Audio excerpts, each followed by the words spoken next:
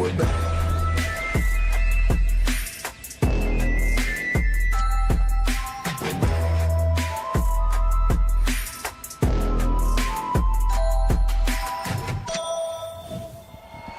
Ladies and gentlemen, from around the world and from here in the stadium, welcome to the International 2025 Hamburg final day today. By the end of the day, Tsunami, we will get a king. Someone will be claiming this Aegis, and no matter what, each one of our final three teams has an incredible story. I can't believe we've reached this point. Falcons have already made their way into the grand final. Crit! Any Crit fans in the house? For years and years of competition has finally reached his very first grand final, and he's flanked by two people looking for their second Aegis with Snaking and Skitter, not to mention AUI, the only man in Dota history to perhaps see three separate teams to an Aegis lift. That's Falcons already in grand finals. P-Vision. No one. Any no one fans in the house right now? Any Brazilian Estini fans in the house right now? Any Eastern European Dota fans in the house? For years, he was in his prime on Virtus Pro. Faded away into irrelevancy for a little while, but has now resurgenced to a peak and is looking forward to lifting that Aegis for the very first time. And he is joined by three Royal Roaders, three players who are attending TI for their very first time and are looking to convert it to a win. Absolutely, Tsunami. I'll do the last team. All right, thank you very much. Ladies and gentlemen, the uncrowned king may finally get his crown over on Extreme Gaming. Can we hear a little something for Ami? There we go. And I gotta take some Aegis smoke for this one. Whoa! And could this be the year that China wins TI again? We see China #1, and they don't throw the grand finals!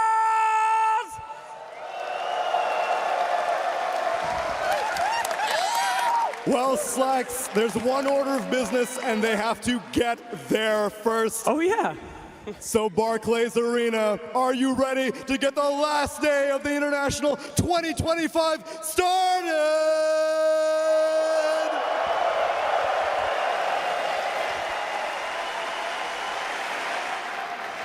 It's our final day. The energy is already so electric here in Barclays Arena. I cannot wait to see who is going to be matching up against Falcons in the grand final. Of course, we're going to look towards that lower bracket. I'm going to be your host for the final day here, Nat T. And joining me is, of course, Jenkins, looking so fabulous today, Winter, and Lacoste. Yeah, good to be here. I mean, I'm already excited. It's the final day of the International. We saw yesterday pretty much everything. The comebacks, long games, new heroes, new stuff coming out, new tech from the teams as well, Divine Rapiers, and some of the best games that we've seen so far. Yeah, I can't believe that we're actually already on to our final day, though, Winter. After everything that happened yesterday, it felt like that was the pinnacle already of Dota. Yeah, I can't wait for things to get even better today, even more new tech, more new heroes, you know, and longer games, you know, maybe a 1.5 hour game, you know. Yeah, I agree. It's been such an unbelievable TI. Like, the games yesterday were so intense. We had rapiers, we had comebacks, we had 3-game series. The last series of the day was like 8 hours ago or something. Yeah, it was basically today. It was today. It was pretty much today. It was today. Finished today. It literally was today. Well, look, maybe some people at home need a little bit of a refresher, or you just want to relive some of those hypest moments. So we're going to go ahead and do just that.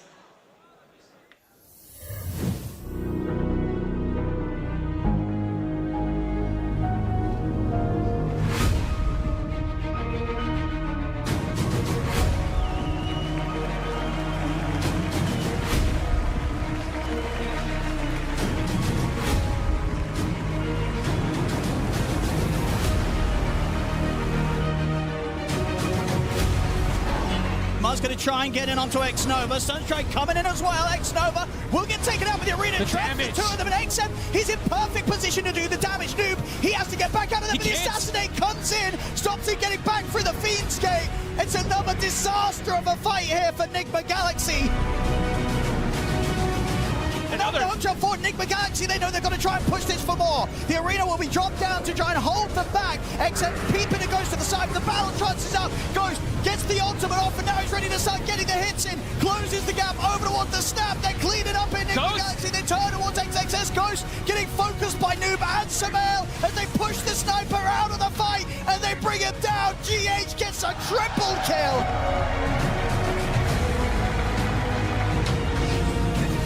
Comes in, they make the jump, that's GH gone, and Arme, he's in onto Ghost, the slam comes through, the hook shot's attempted, but Ghost, he's gone, Samael, he'll go for the Requiem, but the bash comes in, he's dead, Noob will get the roar up, but he's the last one left alive on Enigma Galaxy as XG deal with him as well. It's game over, Extreme knock Enigma Galaxy out of the International.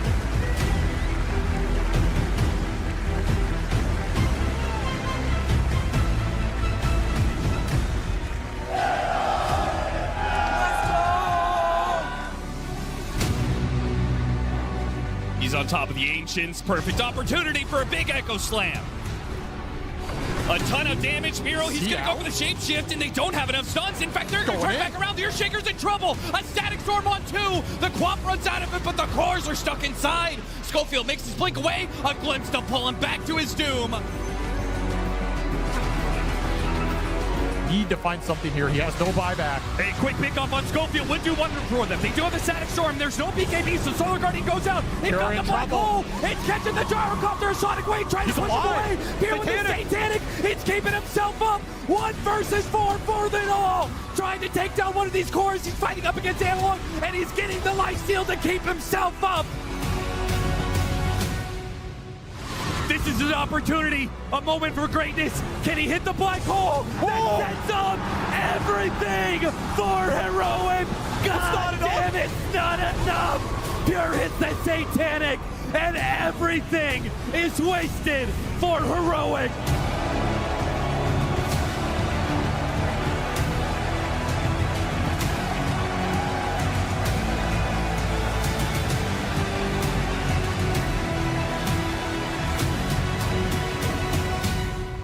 Amar fights to Malrine. Could be a start. Absolutely. Get the stun lock. And DM is the bigger prize. No, Malrine coming with the Echo Slam, but the black hole comes to fruition. Boundless Strike from alone from 9 classes. A huge Sonic Wave onto 2. As the Rolling Thunder comes in right on top of Satanic with the roar used on Malrine. The Force Touch going to keep it safe. It's a double black hole with the Mortimers from above. Do they have the damage? The BKBs mitigate most of it though. And now P-Vision on the retreat. Big swashbuckle coming in from Malrine with the shield break to follow. No one is dead just outside his base. Satanic drops as well.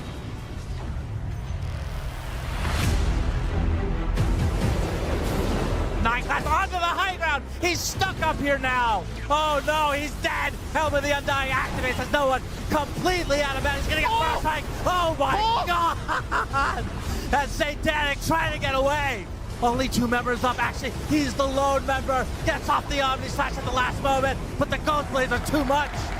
And that means Falcons will be going to the grand final.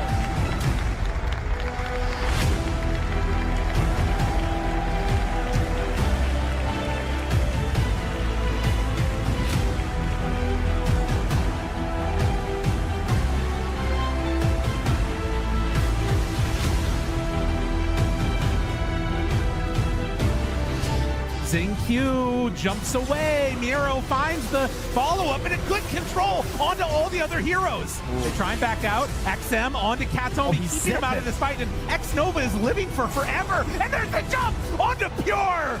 Eliminated. What? Oh no! Oh no! No! No! No! No! Not like that, Miro. Pure.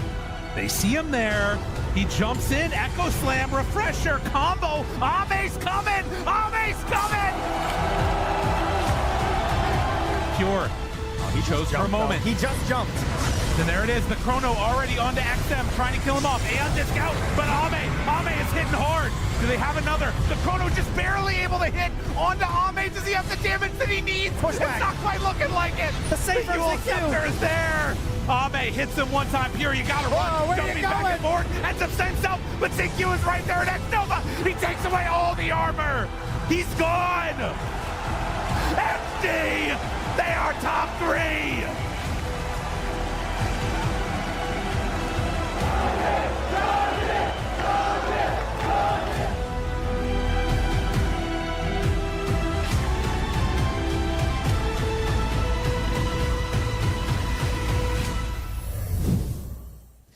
Every series yesterday delivered. We had Aegis snatches, we had 4-man black holes. There was just everything left on the table Lacoste, where we unfortunately had to say goodbye to 3 teams. But we did, at the end of it, get our top 3. We did. We had some crazy games, especially that game number 3 against the BB team against Heroic. That was just like 10 out of 10. It doesn't get better than this. You know, back and forth games, comebacks, divine rapiers, and everything. Unfortunately, we did see Enigma Galaxy did lose Uncrowned King, eliminating the King from the tournament as well. But you know, somebody has to go home at the end of the day. Yeah, that refresher purchase by King Jungles was like, this was so close to being such a legendary moment at TI. I mean, it was a legendary moment at TI. The fact that he can do that and it still doesn't work speaks to the resilience of BB Team. And then they get knocked out by XG, who played all day yesterday. Like, it was just an insane day of Dota. Yeah, and then on top of that, we haven't even really mentioned just seeing the 3 games of who is going to the grand finals. It just, yeah, everything really truly did deliver when it came to that. And now it's a question of, is it going to get better today, Winter? How do you even hit the same levels of the peak Dota we saw yesterday? I mean, it's definitely going to be harder, you know. XG, they had to play so many games yesterday. Now they're back here again. They have to recharge their batteries so quickly, and they have to come up with more, you know, new tech, you know, against an opponent, which I feel like is definitely going to be a very, very tough day for them. Yeah, that's the difficult part about being in the lower bracket. But of course, we have seen teams in the past, in previous internationals, make that lower bracket run and lift the Aegis. It's not out of the question for them. They've already been able to do it for themselves up until this point to make a top 3. We've seen it before, TI2, TI5, 6, and number 7 and number 10 as well. Yeah, some of these teams power on. The more games you play, especially for, I'd say, Team Liquid at the TI7, Team Spirit at the TI10, they kind of barely qualified for that TI as well, played so many games. It does allow you to power up, but you also need to start thinking about the new tech, new strategies that you need to come up with, because you're pretty much showing everything. And we do have, you know, some of the teams still doing this lower bracket run. Extreme Gaming, they are on to round 3 right now, and they might play into the grand finals as well, playing quite a lot of games. Yesterday, they played 2 series. Today, they might be playing another 8 games. They didn't have much time to rest, so I want to see how much that's going to influence them. We have a potential like fairy tale story happening here, because the TIs that we saw on the screen, it doesn't happen that often where you have these lower bracket runs.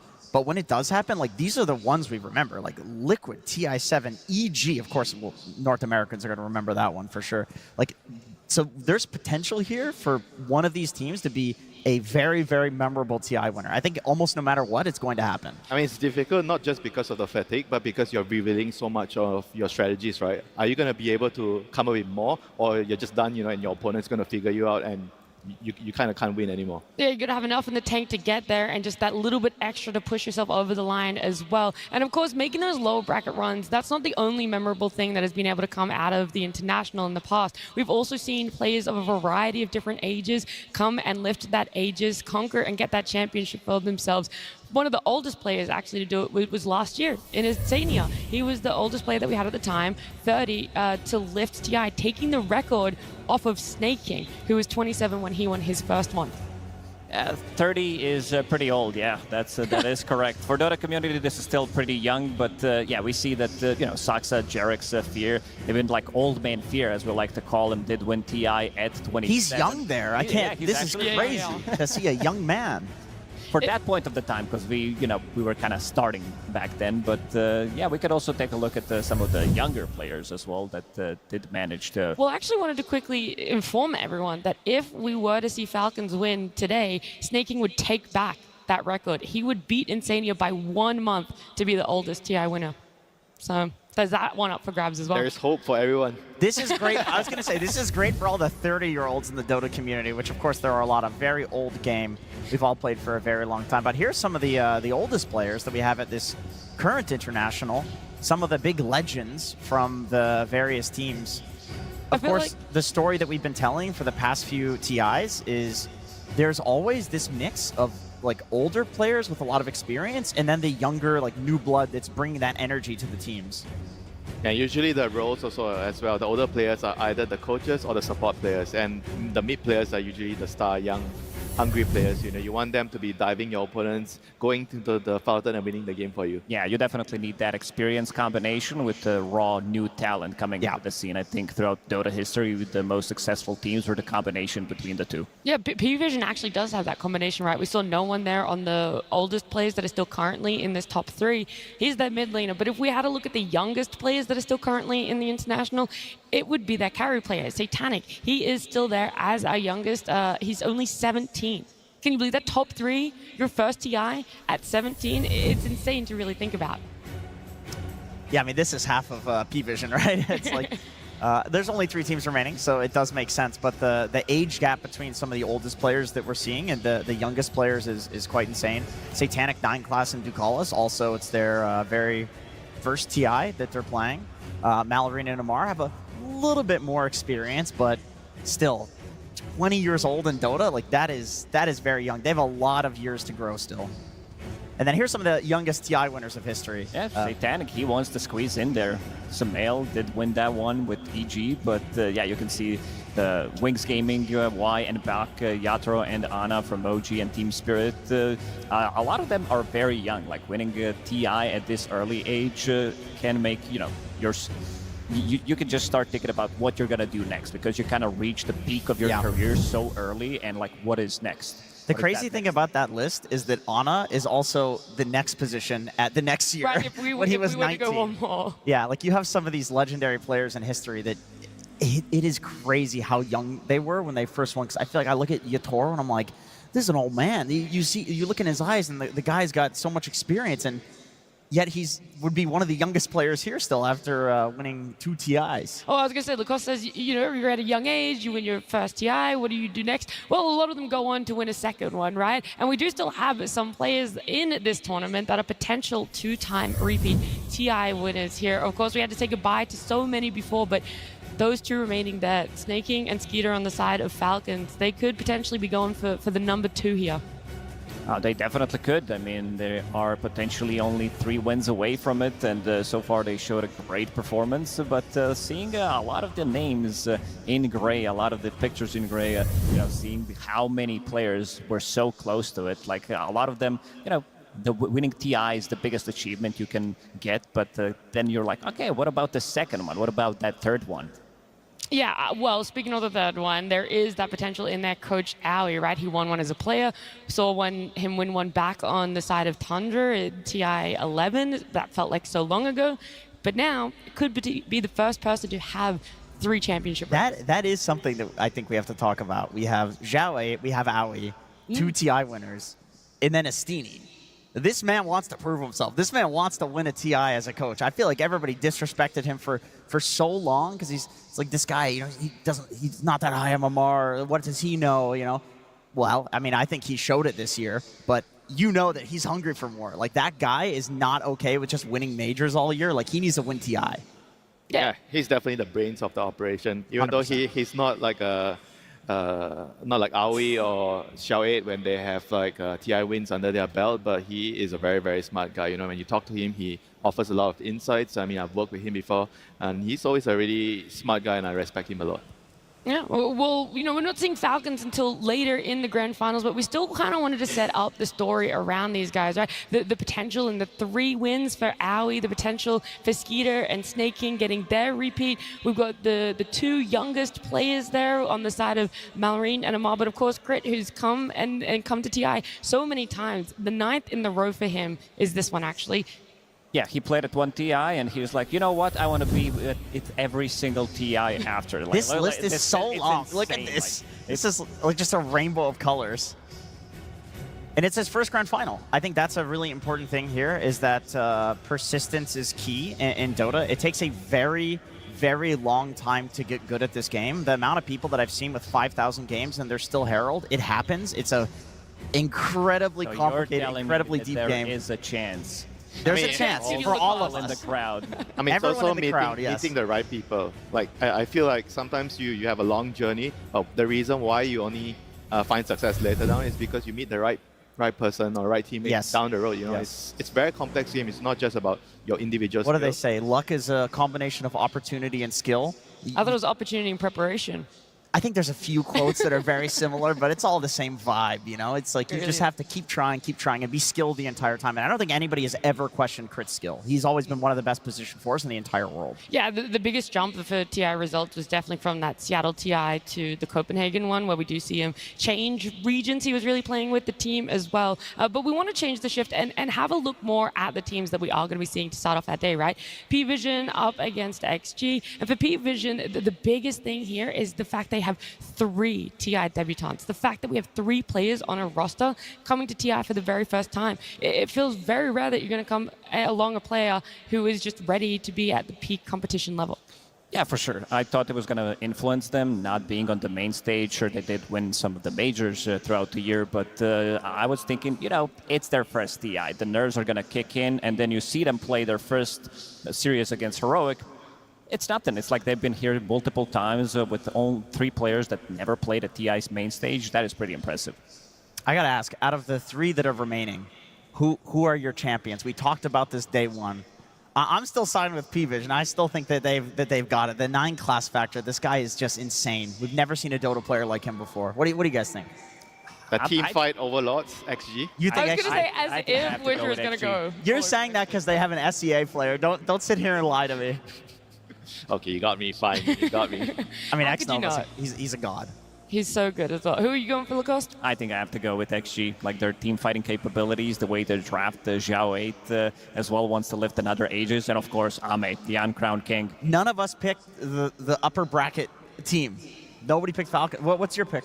I don't want to put my prediction out there. Okay, she doesn't. Right, I see. Okay. You don't want to jinx things. I don't want to jinx things. Somebody's got to say Falcons, though, right? All right, I'll say Falcons then. Okay, now we're even. That's fine. Because there's going to be one team that's 2 of us choose. Right, because there's 4 of us and There's only 4 of 3. us. Yeah, that makes sense. All right, we're going to have a look at our schedule so you guys know exactly when all of our games are going to be taking place, because whilst we do love to talk about Dota so much, we do love to see it even more. Of course, we're going to be starting off with P-Vision up against Extreme Gaming. That one's going to be starting very soon. 10 a.m. is the time that we're hoping to begin. And of course, our grand finals, which switches up to a best of 5 with only 1 confirmed team so far, that's Falcons, is going to be happening at 1 p.m. There's a lot of stuff that happens in between, so make sure you're still around in the arena tuning into the stream, because there's a lot of goodies between lower bracket and grand finals. I just realized we're sitting in an audience of like 10,000 people. We could just ask them who's going to win. Okay. Which team do you want to start with? Let's start with who thinks P-Vision is going to win the International?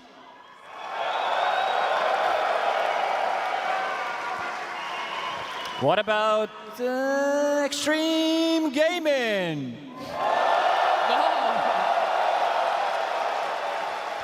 Okay, and anyone out there who thinks Falcons is going to win TI? Wow. Okay. The loudest one, huh? That was the loudest, but that might have been because that was the 3rd cheer. We have to do it again, except in reverse order. No. We can't do that. We've got more important things we want to talk about, because everyone sitting in this arena loves Dota, right? That's something that's brought us all together. So let's break it down. Let's talk about it a little bit more of what we've been seeing accumulate over the past 4 days here on the main stage, how that meta is sort of shifting, and if you guys feel that there is something different about being on the main stage. I think we got to talk about the one big elephant in the room, and that's going to be Helm of the Dominator as an item. Like, this item has been super popular coming into TI. I don't think many people expected to see it as much, maybe like 1 week before, but it kind of defined the meta at TI as well, because we've seen so many crazy stuff coming out. This Muerta mid that Enigma Galaxy did pull out, and we can see at the Road to International, the average number of times it was purchased in the game was 1.19. Day 1 of the International, 1.78. Day 2, it really peaked, and then Day 3, it's starting to lower down. I think it comes down to the teams that we did have played yesterday, because Extreme Gaming, they only buy it on Ame's Faceless Void. Anti-Mage, XXS, he's buying it on Lycan and Beast, and then you have Heroic and Falcons, who are really not big fans of the item. I mean, it's also the fact that, you know, when this sort of meta arises, people are going to be like, oh, do we just follow? Because if you don't have time to find a solution, what do? You just follow what everyone's doing, right? There's an and then when there's a break, there's a few days break, and you see some teams play, they're showcasing their solutions, right? So then you think, you watch, oh, do we copy their solution? Or do we just change up certain things? So the number will go up and down and up and down. And finally, I think right now we are at a stage where teams are figuring out what are the most optimal heroes to buy it. So the number is slowly going down, but it still has a really, really good win rate. I will say that I see a lot of comparisons to Wraith Pact. I do not think that it's like that. Wraith Pact was extremely boring, extremely easy to use. Helm Dom, we have seen some highlights of Helm Dom. Of course, it's funny when you see creep versus creep in lane, but we got them Muerta mid. We've gotten some really interesting picks because of Helm Dom. I think it should be nerfed after TI. But you're trying to save yourself here, you know? I'm happy that we have this like goofy, wacky storyline, you know, because it's led to some really interesting picks in scenarios, like the skeletons blocking camps. I was about to say, it's not just the heroes that are coming out from it as well. It's the way that people are using it if they're picking it up in different roles. Are you It's doing high it skill. to help you farm? Are you doing it to shut down the opponents a little bit? But the fact that it helps also for the hero picks, we're seeing a Faceless Voids feel more comfortable. We're seeing anti-mages as well, who I would say has been having a great showing so far on the main pretty stage. much. This is the only reason why some of these heroes are popular. The anti-mage that you did mention, we saw, I believe, one Spectre as well. I don't think without Helm of the Dominator would be seeing this hero being picked at all, because she's really not the strongest hero at the moment. But it does allow you to go for different strategies. It does allow you to play map differently, and who better to do it than 9 class? This guy is just an insane and figuring things out, how he's moving across the map. We see these offlaners, these zoo offlaners, that you give them another creep, another way of ghost pushing the lanes. You have this Lycan who's super popular as well with his shard. So there's a lot of things that you need to focus on, and I feel like in this current meta, if you make like one small mistake in the draft, you could easily get punished for it. I still think that the meta has not caught up to the stuff that 9 class is doing. Sure, if they lose, maybe there's an over-adjustment happening there, and you could point at him and say, look at this guy, he's 0-7, what is he doing? But he's taking Watchers, he's sniping wards and sniping sentry wards. He's actually got a very high, I think he's like 3rd on average D wards. That's a 4 position. This guy's not a 5, he's a 4 position, but it's almost like he plays Dota and he's focused on these other objectives that everyone else kind of doesn't value highly enough. Yeah, and the last 7 matches that they did play, they did have 5 games that they did win with Slark and that Monkey King. And in the 2 games that they did lose, there was no Slark, there was no Monkey King. So coming into this series, I think Extreme Gaming is not going to allow them to get the hands on those 2 heroes. I mean, that's going to be the story for today. Even we saw this story continue yesterday, where he was trying to find a replacement for those heroes with the Centaur. But it kind of doesn't feel like... I mean, I get what he was trying to do, and within the time frame, he probably didn't have time to figure other things out. So I think that's going to be the main talking point of today, whether he already found a 3rd hero or he's just going to run out of heroes today. Yeah, so people are very, I wouldn't say dependent on their supports, but that obviously garners them so much space. That's what really helps a lot of their cores there. On the side of Extreme Gaming, though, I don't want to say it's the same story. It feels like they're very team fight orientated. That's the heroes that they're going for. That's the late game or their game plan that they strive for. Yeah, but they also have some crazy stuff that they can pull out. I mean, yesterday we saw CK with Fundamental Forging as his facet, allowing him to get Sticky and Desolator 35 minutes into the game, so you have insane amount of minus armor, and they're ready to close out the game. Like, this is something that I don't think many people would expect that this hero is going to get picked. They picked Death Prophet, they picked Sniper, so they're very, very, in terms of heroes that they can play, Xiao 8 is going to be bringing that oomph to the draft. Yeah, this is one of my favorite teams in Dota, in TI history, because for the entire year, they were kind of the, cheesy, we were going to last pick XM Sniper mid or Viper, something goofy that just like dominates the lane. They were a very cheesy team. Or Ame will be on Juggernaut when Juggernaut's like totally not in the meta and complete garbage, Spectre, things like that, where we laughed at Ame as like kind of forcing things. And now they are a team where you can give them completely normal heroes and they will dominate you in a team fight. This synergy between the players, something that they did just made everything click. Like, they have a fundamental understanding of Dota that looks better than every other team. And you have to be worried about their cheese picks, because they have in the last 2 days shown they're still willing to pick it. They're still willing to whip out the Sniper mid and dominate you. I mean, the team fights are very, very important in a meta where it's a lot more, I don't want to say slow, but there's just a lot of action going on the map, whether you're fighting for small things like the Lotus or the Shrine, everything else. And so having a team fight lineup means most of the time it's easier for you to execute it and fight for the objective, whereas you compare that to how their opponents P-Vision. P-Vision adopts a very different type of method where they use vision with the 9 class heroes. Yeah.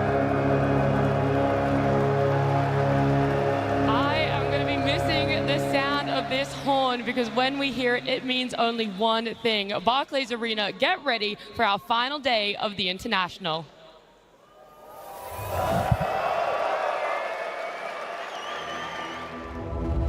The Aegis of Champions.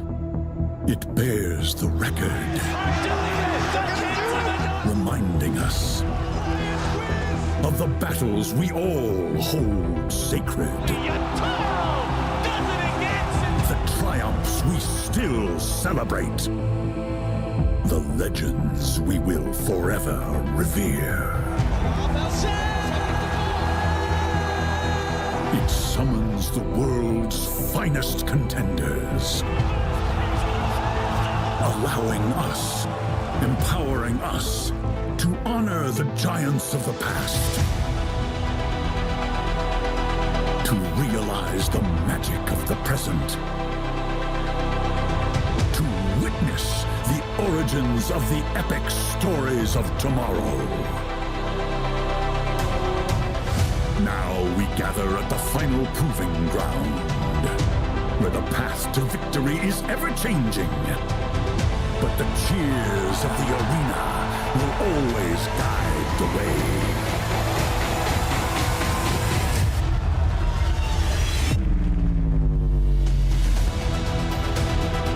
The Aegis of Champions arrives in Hamburg, Germany.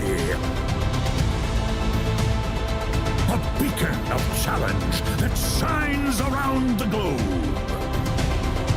3 teams compete for ultimate glory. Only one can seize immortality. Who will emerge victorious?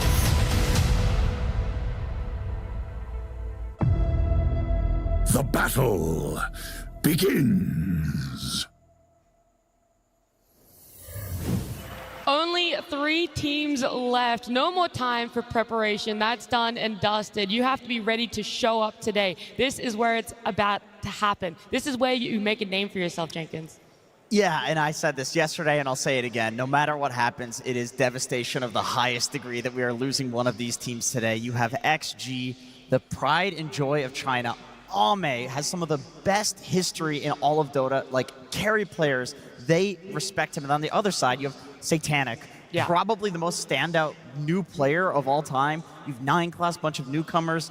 Like, either way, it's devastating. Well, look, I know that our viewers, whether you're here in the arena or at home, are ready. And I just got word, so are our teams. Let's start bringing them out on stage.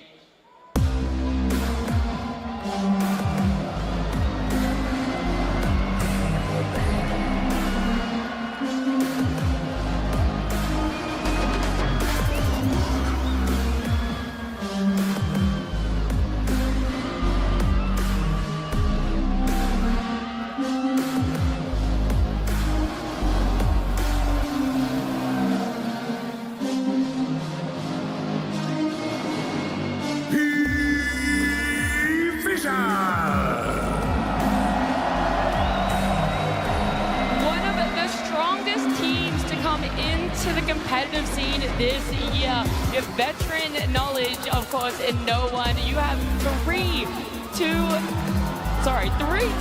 newbies when it comes to Satanic, 9-class, and Ducalis. So what exactly is this 5-stack going to be able to do against their opponents?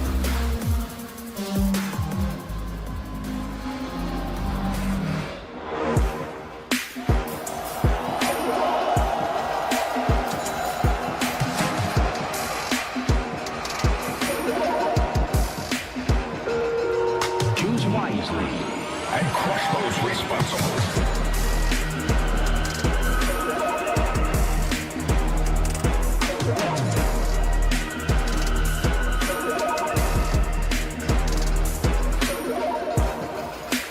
Extreme Gaming! It was only 9 hours ago this team was walking out on stage to secure themselves a spot in the top 3. They could do it yesterday. Can they do it again today? We crowned them as the team fight specialists, but how do you answer that? Are you able to bring that A game again when it comes to it, when it is that final day of the International? To be honest, I feel like adrenaline powers you through at this point. Like, these guys are in the lower bracket finals of TI. I think they can absolutely do it. And what's crazy to me is that if we're looking at this matchup, the team that we can say is like more dominant in terms of team fighting and raw skill is Extreme. That's what it looks like this tournament. This is not how it's been all year, and P-Vision is more like they're going to cheese you on the map. Last time they met, P-Vision did beat them 2-0 at TI, and it was the game number 1 was one of the weirdest games that we've seen in quite some time, ending with only 9-3 score, where there's only one team fight. Slark steals the Aegis 9 class at his finest, making sure that it's going to be in his hands. He doesn't even die there, and they just end the game. I think 9 class is the best player in the world when it comes down to buying time, understanding what needs to be done. You were talking about these lotuses, all the stuff that he does on the map behind enemy towers, killing couriers and such. But I think it's very, very important to not give him the hero that he wants to play. We're talking about this Slark, we're talking about this Monkey King, but I'm pretty sure that Astini definitely has a couple of aces up his sleeve. I mean, it's also the fact that I feel like actually has to figure out the right hero to fight him in the lane. You know, I'm thinking about heroes like Bane, because the way that 9 class likes to play is running around, he's playing creeps, and Bane is like the perfect hero for that. That's you true. see him, go to sleep, good night, go home, stop the pull. So I think this is going to be like one of the few things that they could do against 9 class. Something for chasing him, essentially, because like the way Bane wants to play in general is running around in the trees. Like you even see Bane's pick up a Quelling Blade just so they can like cut little tree paths and hide. So something to match 9 class.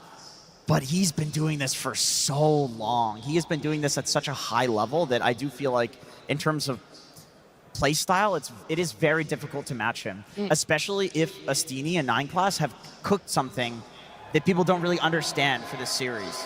Yeah, it feels like he's gone through the trials and tribulations of every hero that could potentially try and stop what he does, but there is no end in sight, it feels, apart from banning out those heroes. I do have to say, Astini was riling up the crowd, getting the energy going. If any team is going to benefit off of a crowd buff in this series, it's definitely P-Vision. I think they love taking to the stage. They love hearing the audience and everything that they get to do about just playing good Dota. I mean, we're talking about Astini, we're talking about 9 class, but I feel like Zhao Wade and Almay have also been cooking some pretty incredible heroes for him. They played Clinks for the first time. They've been picking a lot of anti-mage. Chaos Knight, Lacoste, as you mentioned yesterday, going for the facet where you get the neutral item, the tier 5 neutral item at 35 minutes. Like, this is stuff that we've never seen before. This is stuff that even if you're, the big brains of P-Vision, cooking up this crazy, wacky gameplay, you've still never played against this before. Yeah, Both sides are cooking here. You're going to be worried about how deep this hero pool is. It feels like every game we see, Almay is just bringing something new out for himself. And we can see a pretty good comparison here. There's actually only 3 heroes that overlap between the two of them here. Of course, something very unique for Satanic is that carry Tinker there. But yeah, Almay playing the Alk, that's very unique to him if you compared any carry. This must be the least overlap that we've seen out of any comparison so far. And also you see the difference. The difference there, Army is like more, he has the more active role, whereas I think Satanic has the more greedy roles, the greedier heroes. Yeah.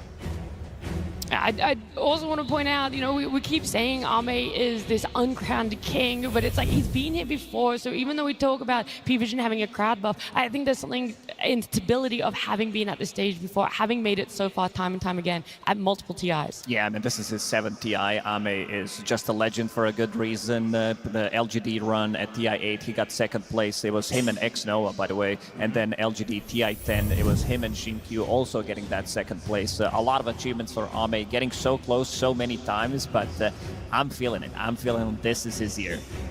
Really, Lacoste, you're all I in can that feel way. it in my bones, yeah. He just somehow makes it so far into the tournament every time. The patch is also really favorable for his type of playstyle where the game is sort of slower, you get more time to farm, you get this helm and then you hit creeps and you know when to join the fight, So I think this could be his year. Well, I don't want to stall this out any longer. Our players are now ready. They're out on the stage in their booths, so let's get this lower bracket going.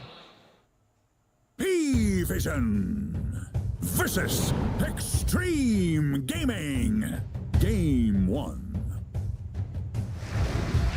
A best of 3 to decide if you're going home or going to the grand finals. A chance here for these two teams to make it there. Our game 1 draft on our screens now, and we do wonder who exactly is going to be targeted, who's going to be able to excel and show their strengths in this series. Is this a prediction for the entire draft?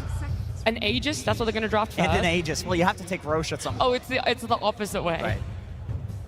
Yeah, I don't know if we're going to be seeing a Witch Doctor. That was one of them, right? Yeah. All right, the crowd is happy. Slark is out. I mean, also the Mars, right? Like, pretty interesting. Like, we saw a couple of really good performances from XXS on the Mars, and we highlighted that they are the team fight team. You know, Mars is the hero for that. It's probably the perfect hero, I would say, for this team. Like, the way that it lets you split up fights is very important. But I remember XM in an interview, like, ages ago, he said, if you give us SF, we will win with SF, and then you will ban SF. So they still value it. We've not seen a huge amount of success from the hero, but I feel like when we have seen it, it's been picked in scenarios where they needed other stuff. They needed some spirit type hero, and then SF was picked as the answer there, and I don't think it's that. I think if you draft an entire draft around SF, it's very good, especially if you can also flex it into the carry position. Yeah, we saw yesterday NGX having Medusa and Shadowfin. It didn't really work out for them, so I think Shadowfin definitely needs a specific setup. You can't have too greedy cores, because he also takes a good amount of farm. He also wants heroes to go in. He wants these active type of heroes, especially from the off lane, maybe even an active carry, because this hero is going to be carrying, if we're talking about Shadowfin from the mid role, and XM did play it 3 times so far and did win every single game on it. He's probably better slightly as a mid hero right now after the little nerfs that he had in the last patch. But we'll see. I think it's still open as a flex for them. And I think I'd like to also mention that the fact that whenever you're playing high-level dollar like this, it's very important to have control over the mid section of the map. Something like SF or Sniper, you know, you shove the wave out and you can pressure the tower. I think this is something that maybe actually felt like it brought them success in previous series, especially when they had the Sniper. So they're trying to find a hero which you can pick early, but also not get counter, right? Because we talked a little bit about the Sniper, where you don't really want to open the draft with until you see your matchup. Yeah. I think SF has a little bit more leeway with that because you can move it to the carry. Both of the teams are putting a lot of pressure, having I would say this is a flex pick for P-Vision. I agree. I think they're trying to bait this potential Sniper that could come out, something that we've seen yesterday that they did against the same matchup, and I kind of feel it that this could be position 4 or position 5 Invoker that they want to run if it gets countered. I was thinking the exact same thing, because I do think that Invoker, with the current way that you play him, getting the Dom, you're playing around Cold Snap, tons of summons, it's very good against SF, because SF mid wants to go Blink and Yasha and Kaya. He doesn't get the BKB until later on, so it's almost impossible to get the Requiem off because of all of Invoker's stuns. So because of that, maybe XG is thinking, okay, this is going to be an Invoker mid, but of course, there was a while there, 9 class was playing Invoker. In pro-level pubs before this tournament, Invoker was a forward position, not a mid laner. People were playing it's also the fact that you can easily gank the SF if SF is mid as Invoker support. You know, you have the Tornado and the Cold Step, like you guys mentioned, so I feel like we're probably going to see maybe XG move away from that and move him to the carry, which is more safer right now. Yeah. Considering all the options they have. But the other option is also to go for like really, really strong supports like Clock. Thus, you need supports that can secure the runes and protect the SF in the mid lane. Those are the supports that I'm going to be definitely looking at.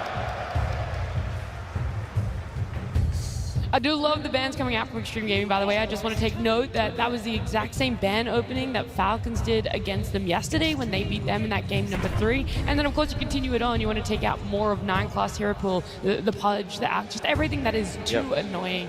Yeah, I'm a big fan of ET. ET on the main stage of TI, he does have 100% win rate over 6 games for a good reason. This is something that has been paired up with another team fighting offlaner, especially like these Marses that can keep them in play, so ET lands a really good stun on top of them. It's also a hero that amplifies your damage, so you have Invoker as well, could be insanely good. It's also a block pick, right? Because XG really likes to play this hero. And they've looked really good on it. Teamfight counter initiators is exactly how they like to play.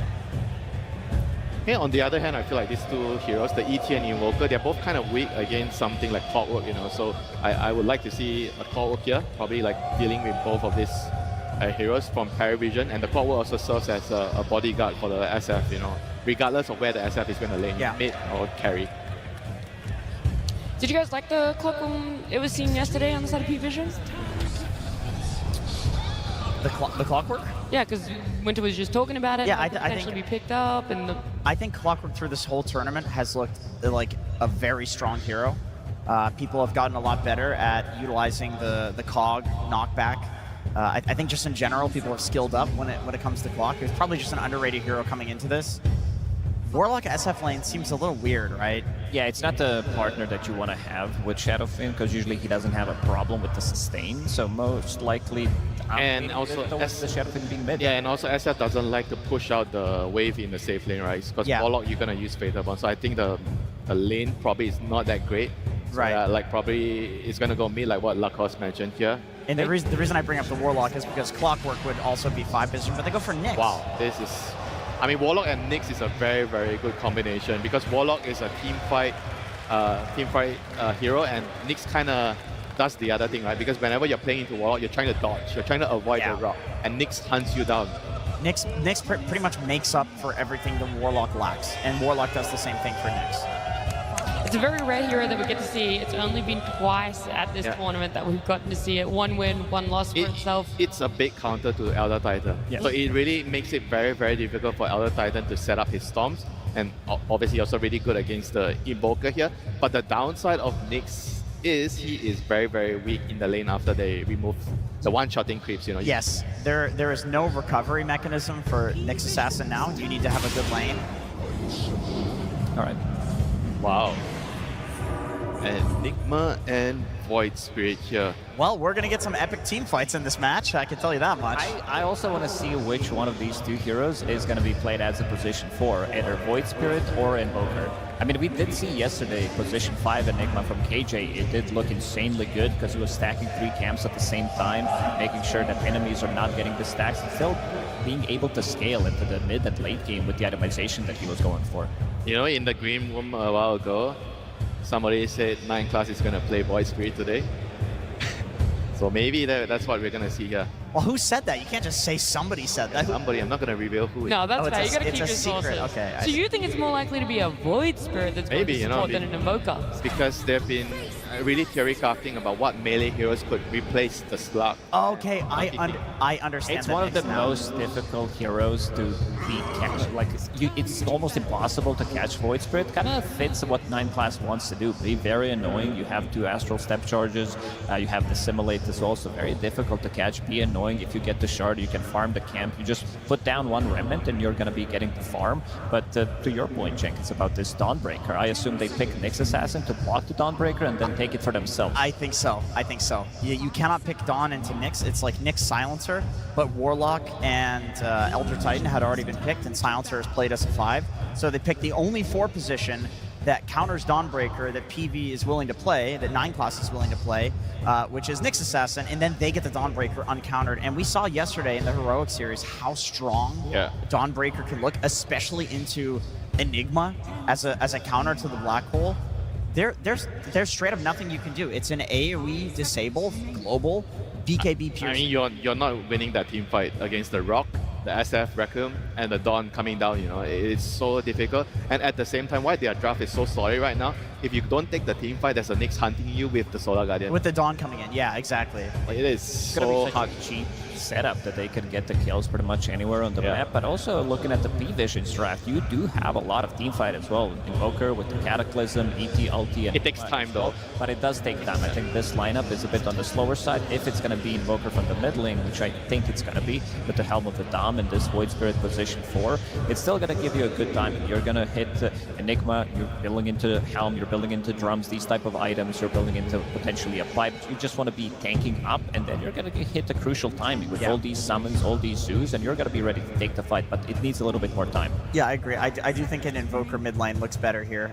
All of the things that we talked about against the SF, Cold Snap, the small instances of damage, like, all very good against Dawnbreaker as well. She ults in, Invoker drops a Meteor plus Cold Snap, like, she can definitely feed. Whereas a Void Spirit, you're kind of initiating, and Dawnbreaker ult can counter that initiation, so you probably want to put that on less of an important role. I also feel like for 9 class, Void Spirit makes a lot of sense. He's really hard to kill. You just need to get level 6. That's the only concern here, is that he can't really run around pre-level 6 and be invulnerable like he could on Monkey King by jumping on the trees. I mean, the issue with the Void Spirit is like he seems like a very different replacement for the Slug and Monkey, right? Because the way you set up for the ganks, I think it's a lot harder as a Void Spirit. Like you see someone, you have to jump in and then land your Aether Remnant, and the disable is not as reliable, I would say, as a Slug or Monkey King. So I think the execution level of this hero, if it's indeed a position 4, is going to be way, way higher. Something else that 9class is doing on these heroes is the vision game, right? That's something that at least Void Spirit is pretty good to do. And a Phantom Lancer. Oh, May, what are you doing? He just knows how to deliver on the main stage. Let's be real. Yeah, I mean, there's not really much in the way of clearing the PL illusion. And also, it's a very good lane matchup into the Enigma, which I suspect is the biggest reason they wanted the Phantom Lancer here. And it's also really good against the Invoker. You dodge the spells, you can land the combo. Vision will need some AoE, something that can build into Battle Fury. I'm thinking about, these jugs maybe. They played a lot of Kunkka in the safe lane a couple of months back. He builds into Radiance, not the best thing against Nyx Assassin, but you have Cleave, you have Radiance against BL Illusions. Could be something that they are going to be willing to pick up. Yeah, if you're thinking about jugs, I think you should focus on the draft, but maybe Juggernaut or Lifestealer? Like you've Radiance against the PL. And you have the Rage against the Nyx. Yeah, there you go. It felt really good against the other heroes of Extreme Gaming, and I think against PL, it's an okay matchup. It's decent. You can slowly clear through all the illusions, like kite the fight for long enough to kill the PL. But the thing you have to worry about is the BKB piercing disable from the Dawn and the Warlock, which is going to be very, very annoying for the Lifestealer in the team fights. Yeah, 100%. And I do think there comes a point in Dota where Lifestealer does not answer PL. Once he has enough items, once he has a pipe to back him up, so the Radiance is clearing through the illusions and revealing who the real PL is, I do think that late game, PL destroys Lifestealer. But are they going to be able to get there, right? We've seen Phantom Lancer only one time so far. It did not have any success, and it felt like because you were able to close the game out a lot earlier than those items required for PL, he needs a lot of time. I mean, I don't think they need to get there though. I think in the early stages, their team fight with the SF, Warlock, and Dawn is just going to be enough to carry them through the game. They're going to get the objectives easily, get Roshan on their hand, and the game does not have to get to late game for the PL to beat the Lifestealer. I will say, when played from ahead, I do really like Lifestealer against PL. And let me just read some of Satanic's records real quick. These are records over across all TIs. He's #1 for least deaths, #1 for GPM, #1 for XP per minute, #1 for last hits per minute. This guy is good. If somebody's going to be ahead, it's him. It's definitely him. I think this game is going to be very, very slow. I think we're going to be seeing only a couple of kills in the first 10 minutes, and that's going to benefit both of the teams. I also feel that Jinkyu will need to do a lot of work because he is pretty much the only stun. He's going to be setting things up. Sure, you have Warlock ulti, you have Dawnbreaker ulti, but he needs to be the one in the front line. Pretty much everything is a follow-up. All right. I like where you guys are putting this. It feels like there's going to be so much on the line about these lanes, exactly how this game is going to go out. But I want to get some words of confidence from one of our team's coaches, and that's Estinian Slacks. Absolutely, words of confidence coming from this man many times before in this tournament. Just as the first one. You feeling confident now? Yes, it's impossible not to feel with this energy from the crowd, South Americans, Brazilians, CIS, everyone cheering for us. Thanks, guys. Impossible to fail. That's not what everybody says. I've been reading a few threads. Says, ban the Slark, ban the Monkey, or playing against Paravision, easy win. Do you agree with that? This TI team is stars aligned. I thought Nigma would win, and then they lose. And then I have no option of hero. They ban full hero pool. Then I look, everything purple, and it's Void Spirit. They didn't count with it. That's a coach right there. I look around, see something in the room, and go, that seems like a good hero. Hell yeah, I like that. You came dressed for it. Yes, thank you. I am actually Void Spirit. I'm glad I can motivate you, my friend. All right, let's get serious here for a second, though. We do have some pretty interesting picks here. Phantom Lancer, what the hell is this? I would never ask that to the director. Do you have any idea what they're planning with that hero, and are you ready for it? We tried 2 times ourselves. We always lost. Maybe they make it work. I'd be happy to see it work on the sense PL can work, then I play next game, but I think it will not. Okay, does not think it's going to work. All right. Now, I know I'm not supposed to ask a father about his children, who's his favorite child, but out of the team here, come on, you got to make one choice. Who's going to be your MVP on this game to get you a first win? 9 class. 9 class! All right, we'll see it. Will he be the 9 class that we've seen so many times before, or that position 7 centaur? We'll find out very shortly. Thank you so much, my friend. It was a pleasure to see you, and we'll get it to game number 1. Thank you very much there, Slacks and Thank you, Estine. Indeed. Slacks. Hello, ladies and gentlemen. Hello, Barclays Arena. Let's get into the action here. The lower bracket final. It, of course, is Extreme Gaming up against P-Vision and Fog. We're getting some exciting heroes coming from the final day of the International. 9 class bringing out this Void Spirit. And obviously on the side of Extreme Gaming, we're getting an Arme PL. I think we saw the stat. It's only been picked once in this tournament. Did not win. Nope. Arme, he's ready to try and show us how it's done. I mean, we're in for a treat here, right? We have masterminds, of course, from both coaches, but so many iconic heroes coming in. Even though, like you said, we don't see the PL too much, a lot of these players do love to play it. It just unfortunately doesn't work in a lot of situations nowadays. But we're in for a treat for sure. Look at all the team fight we've got, Owen. Some of these games, they've gone, I mean, most of these games have gone quite long. And if this one does go long, holy moly, look at the wombo combos that can come in, right? We've got Exort Invoker, so we have the potential for the Cataclysms later on with Black Hole. And then, of course, from the side of XG, Fatal Bonds with the Dawnbreaker, with the SF. Let's see who can execute better. And talking about some of these other heroes that we haven't really been seeing too much, you know, Jinkyu has had some insane games yesterday. He was popping off time and time again. Definitely given them the confidence to bring in something that we just haven't been seeing that much as well. The Nyx Assassin. I mean, why haven't we been seeing this hero? And what do you think's made it this game for the one that Jinkyu said, hey, give me the Nyx Assassin? I think Panel touched on it pretty well there, right? They were trying to cover and make sure that this Dawnbreaker can have a good time, but also with what he had seen already, he saw the ET and the Invoker. So a pretty good matchup in terms of mid-game and late game for that Nyx Assassin to disrupt combos. Top lane. So we're going to be able to trade back pretty nicely here with the punches of Dakalis. And you're asking also, sorry, why we don't see it as much. The weak lane, right? That's just what's always been the case. After they removed the Mind Flare, one-shotting those creeps to have that recovery outlet, it did make it a lot more difficult to play the Nyx Assassin in some situations. And the PL, so why are other carries not touching this hero? It feels like they're not even considering it. I mean, we heard from Astini, right? He himself didn't have a lot of faith in this hero. So he's, of course, going to be watching with, it feels like, the rest of the world to just see what PL can do as a carry in this day and age. On paper, we've seen, especially in pubs, it's been running rampant. It's winning a ton of games just because once the game gets to these later stages, it can be very difficult just to deal with these illusions. You tend to just run out of steam with your draft, which could potentially happen if this PL gets too far ahead or if the game gets too late and the Lifestealer isn't ahead in particular, right? It could be pretty problematic. There's ways to stop the Black Hole. There's ways to prevent the Invoker from getting spells off as XXS. They're going to have the Sunstrike. It's going to connect onto Jinkyu. Got the Spike Carapace up with the Blood Grenade. That'll do it to call it. Laying down the Blood Grenades here to get that first blood secured.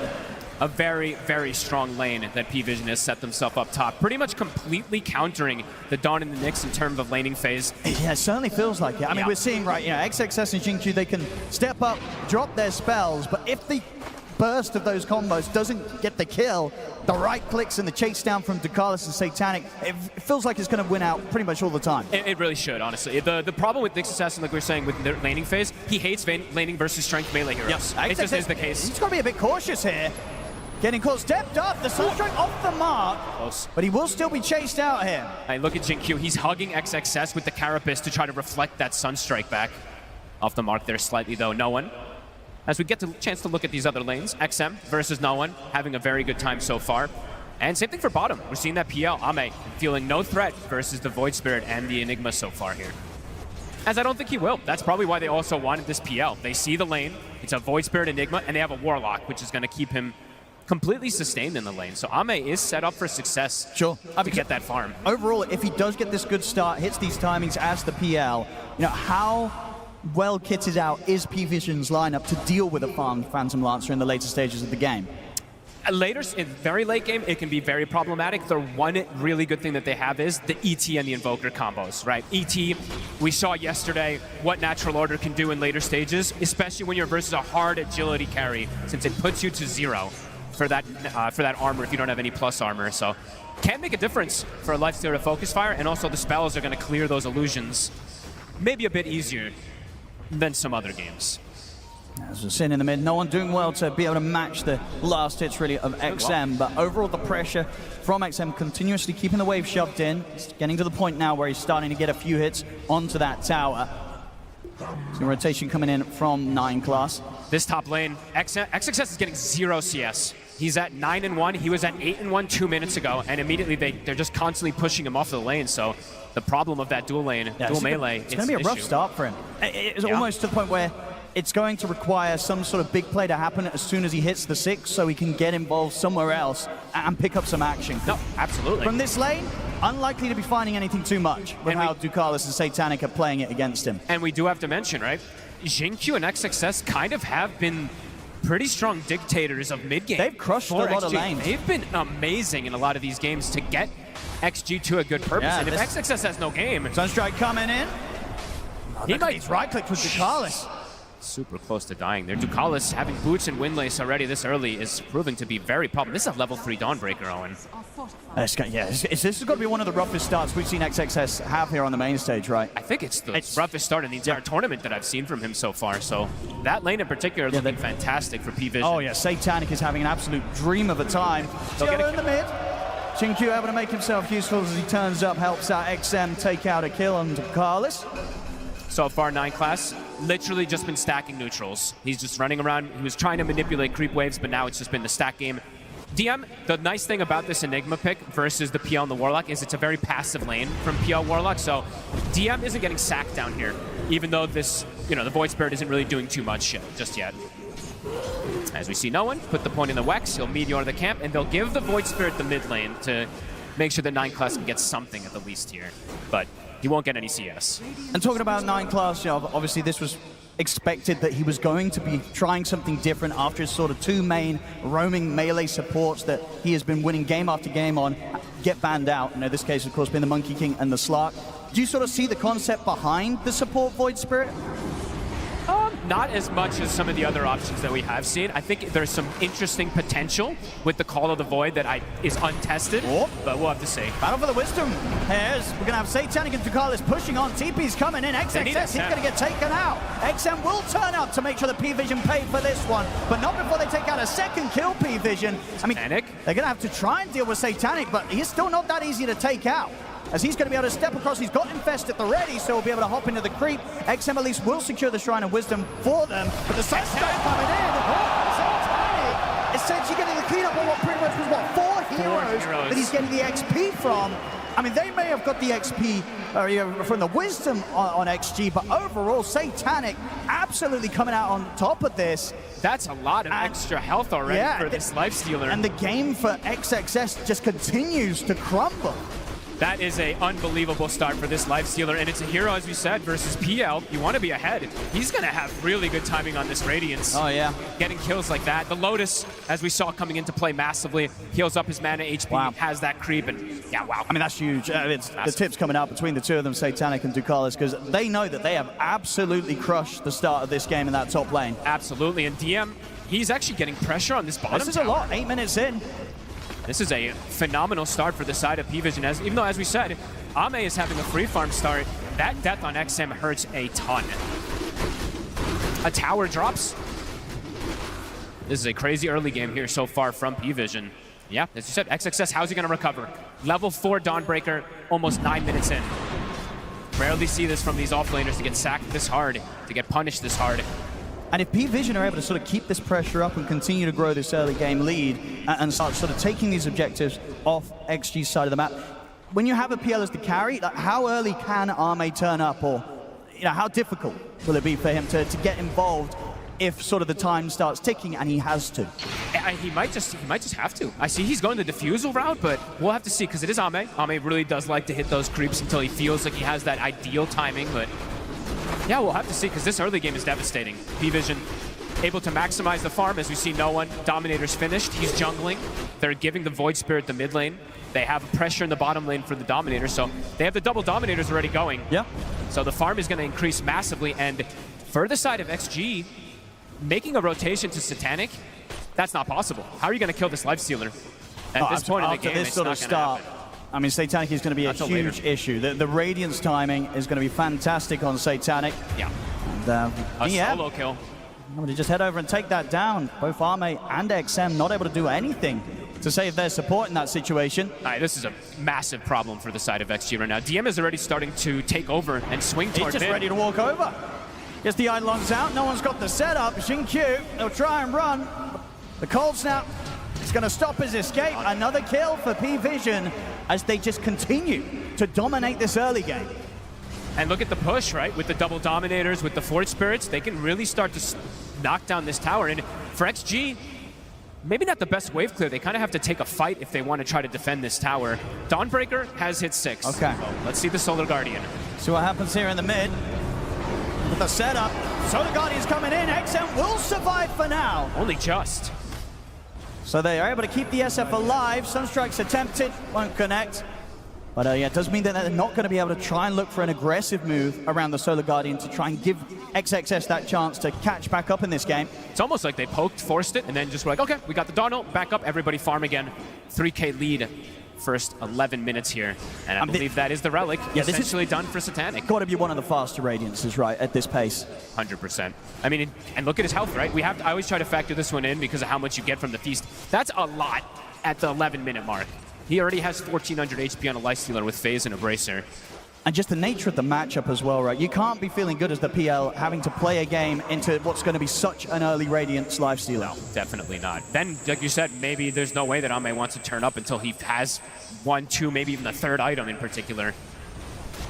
This is an unreal start. Level 9 as well, too, for Satanic. Have to point that one out. So being completely left alone, all 3 cores super high level. Yeah, the last pick Lifestealer coming in very hard here from P-Vision. And they didn't punish, this lane bottom in particular, the Void Spirit plus the Enigma. There was nothing that happened to DM. So 9 class, he's 6.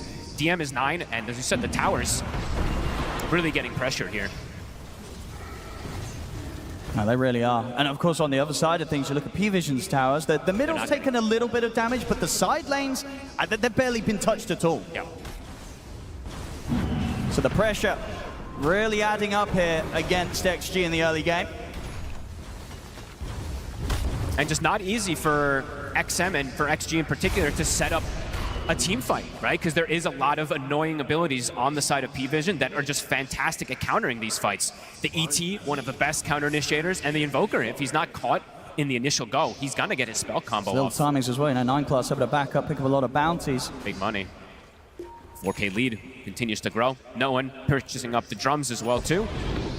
Very early timings here. Maybe if they can get sort of the supports, 6s online for where Xingqiu's got his available now, and Xnova, of course, has the option with the Grimoire. They can definitely try and piece together a team fight to sort of slow down what P-Vision is accomplishing in this early stage. If they get given the opportunity, right? P-Vision is a team that really likes to play around controlling tempo, playing around these dominators until they have that ideal timing for a fight. So punishing these dominators, it feels very difficult. Look at the lanes. And look at the timing. So yeah, Phase boots Radiance, 13 minutes on Satanic this game. Has to be the fastest, right? Top tower is under attack. XXS, nothing that he can do right now about this Lifestealer, and there we have it. Indeed, nearly 2 minutes faster than the fastest that we've seen so far. Absolutely crazy. Can Arme, with his PL, have the answer down the line to this incredibly stacked Lifestealer at such an early time? They're gonna have to play for that later stage for sure, it feels like. Unless Xingqiu can start to make some magic with the Vendetta, with the Solar Guardian to find pickoffs, but they have to be careful because their damage is gonna be limited when they've fallen behind this early game. If they go for a play, can definitely get countered as P-Vision. They know how strong they are. They're ready to stand here. Scan comes out. And bully XG potentially away from this Wisdom. Top tower is under attack. See, at the same time, though, Xingqiu's going to make his way over and try and take theirs. And he should get away with this unless there's quick TPs, but it doesn't look like it, so Xingqiu at least able to balance the situation there. Nice and sneaky. Another tower taken. The top one falls. All XM 3 has to take out his middle as well as it falls in deny range.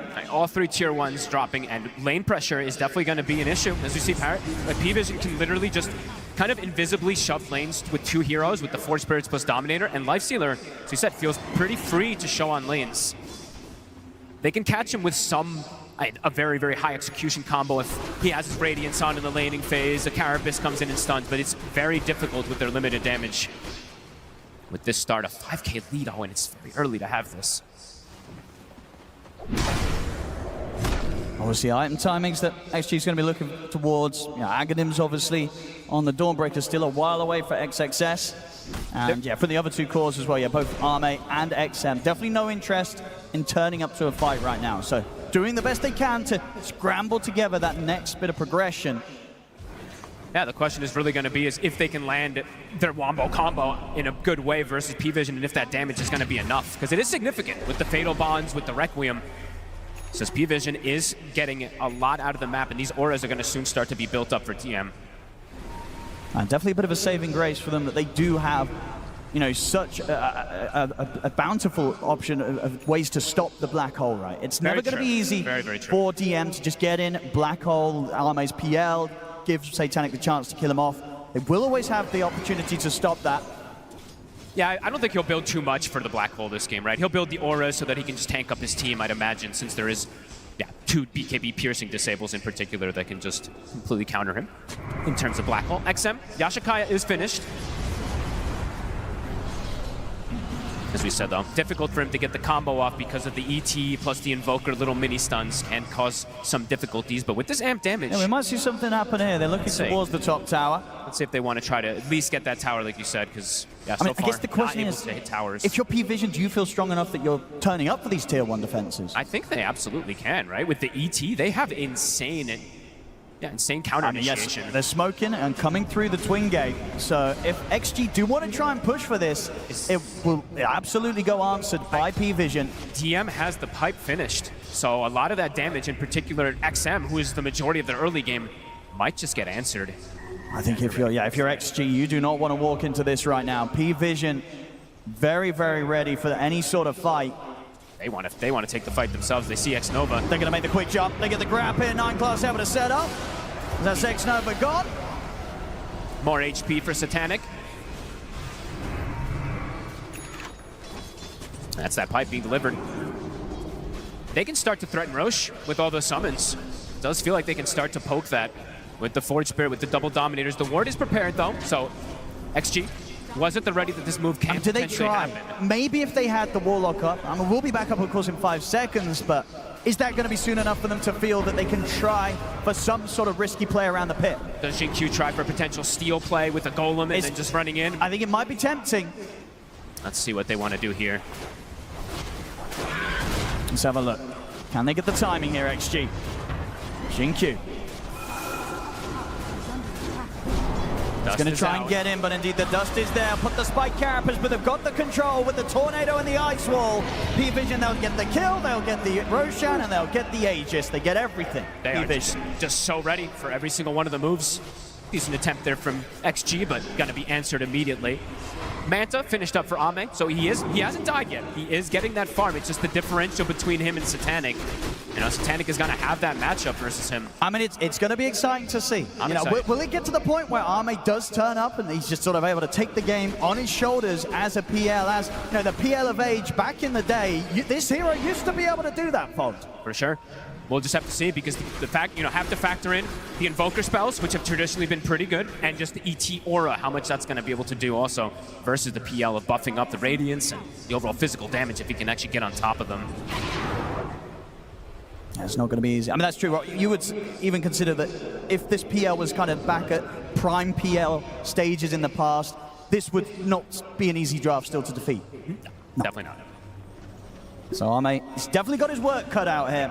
Lifestealer, it's a pretty good matchup versus PL in terms of mid and early game, even toward later stages if you are ahead. And he is keeping himself in a good margin ahead, and he has a lot of team fights surrounding him. Just under 4 minutes here to play with the Aegis. Almost certainly expect the P-Vision will be eyeing up these tier 2 towers. Looking to continue constricting the map, as they've gotten all the pressure on these buildings. XG, next item is finished, so XM, Blink is done. But as you said, it's not easy for him to get the combos off versus all the disables. Stepping up, gets caught underneath the vision. They get the setup here with the Remnants. XXS will try and drag himself out with the hammer. He's gone. But he is gone indeed. Another kill for P-Vision.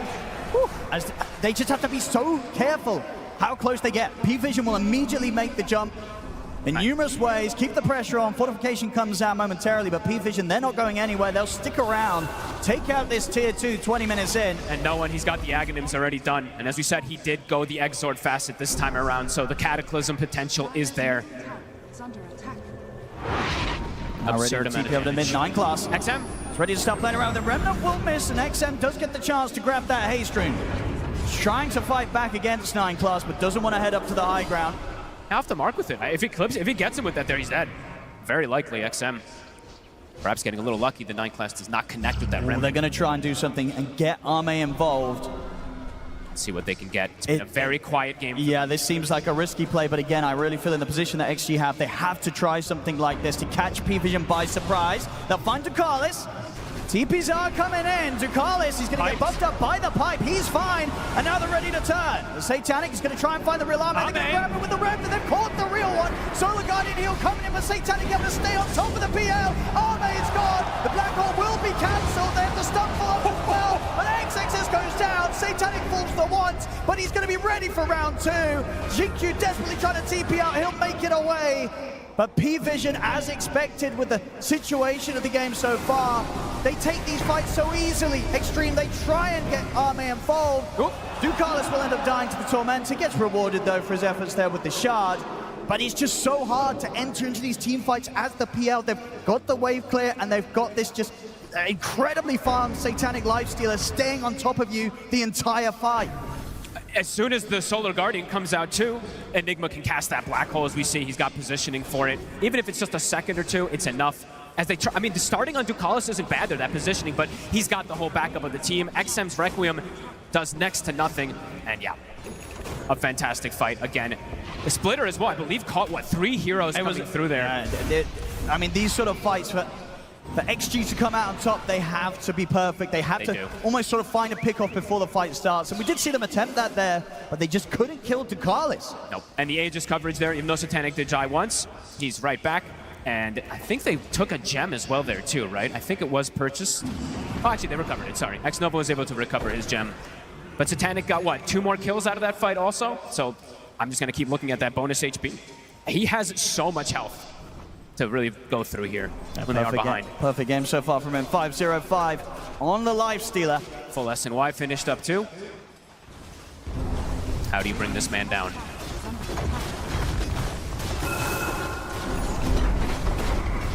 Another tower to be taken. And XG, they were trying to really fight around that Tormentor timing just to prevent that extra gain from P-Vision, but immediately stopped in their tracks again. Blink, Jin-Q, getting closer. When he has Blink, then they can actually look for plays on these side lanes a little easier as well too with XM. If they do see someone split up. The problem is that P-Vision isn't really splitting too much now. Feeling their power of grouping up.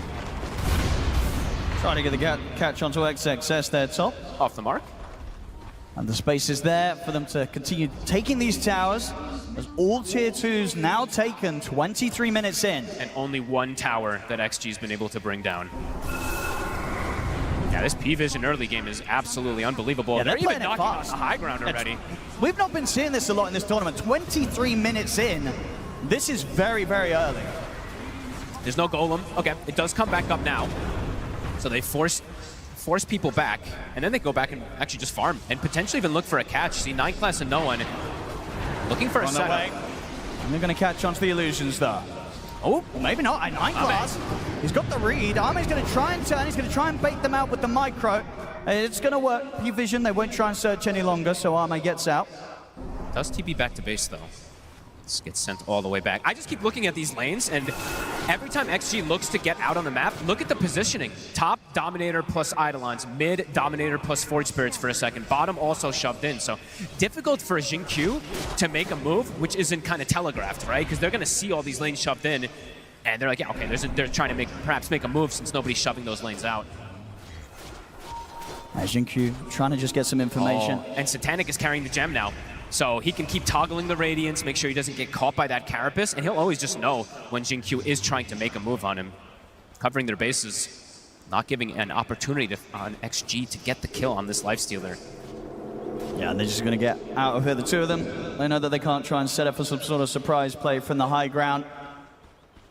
They head to the top side, and they do have the three of them up here, and it is no one TPing in on his own. Still a very tough target to take down. He's been pretty sneaky. Are scanning. That's the Aghanims online now for Arme. So a little bit more potential in the team fights. He probably wants, I think once he has that next item, then he can start to feel quite powerful, but the separation between him and the lifestealer actually just continues to grow. Went from 2K to 3K to 4, now it's at a 5K separation. Yeah. I mean, I guess these sort of things happen, right? Especially when it's Satanic and he gets such a fast Radiance timing. Very true. And his itemization, you know, we have to talk about it for Satanic. It's normal, but it's very, very good this game. He's going to have the AC finished up after the armlet. So 25 minutes strong, in. Like super strong versus physical and magical. Yeah, this is crazy stuff. And all these wards are being taken out since he does have that gem picked up. AC, there it is. Breaking records. Absolutely smashing the fastest timings. I'd imagine on pretty much most of these items with this sort of build-up. Just hasn't been slowed down one bit this game. If anything, he's only been accelerated, it feels like, after that laning phase. And there we go, Yendi. No surprises. It's not even close. Nope. Mate, looking towards the Bloodthorn next. Wants to make sure that if they do kind of get that jump in with Xingqiu, they are able to just focus the target and kill them off. Ways away from it, though. Radiant are scanning. And P-Vision, they can definitely look to kind of calm things down, hold onto the map, set things up for the next Roshan. It's a quick spawn, too. And definitely difficult for XG to contest that next Roche as well. Is the BKB finished up yet for XM? I believe it is. So at the least he'll be able to potentially get that Requiem off unless he gets caught from either like a splitter interrupt or a black hole in particular. And I think that they've got to go for it, right? If you're XG, you try and contest this next Roche. You really want to sit back and have to try and defend high ground against an Aegis push from P-Vision? It feels like they do have to. You got to get out there. Especially after that situation we saw last time, right? Big team fight ultimates are good and all, but when there's an Aegis carrier, it does counteract that very heavily. Well, they'll scout things out, P-Vision, as they step up into the pit. Extreme, what do they want to do about this? Doesn't look like they're making any initial moves, so maybe the call is indeed just going to be hold the high ground. They still just they have lane issues again. Look at the positioning of these lanes. Bottom is shoved in, mid shoved in, top also.